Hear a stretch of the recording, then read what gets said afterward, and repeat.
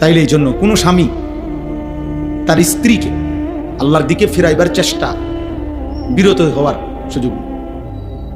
কোনো বাবা কোনো মা তার সন্তানদেরকে আল্লাহর দিকে ফিরাইবার চেষ্টা বন্ধ করার অনুমতি নেই, অনুমতি নেই। অনুমতি হবে সেদিন আল্লাহ যদি ডাইরেক্ট জিবরাইল পাঠাইয়া আপনাকে বলে, নাই তো 3 বছর না মৃত্যু পর্যন্ত আপনাকে আপনার স্ত্রী সন্তানের ঈমান আমল আখিরাতের কথা বলতে হবে। হুজুর এখন আর বয়স হয়ে গেছে, অন যদি জি পুত্রে বেশি কিছু বলতে যাই, শেষ বয়সে না খাইয়া মরতে হইব, পুত্রের বউ আর ভাত তরকারিও দিবে না, এই সমস্ত ধোকাবাজি কথা, বাটফারি কথা, খোদার কসম আখিরাতে মুক্তি মিলবে।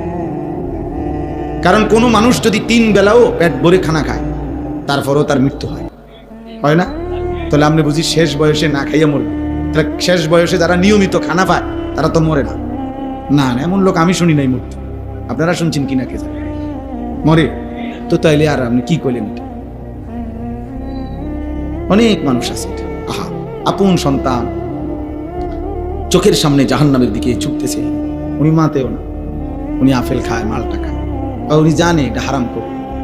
ফুতের ইনকাম সুদ 2 নম্বর না 6 নম্বর। উনি মাতেও না, উনি বন খায়, চা খায়, বিড়ি খায়, পান খায়, কোন রকম কয়, কোন রকম আল্লাহ লাগে আর যেতে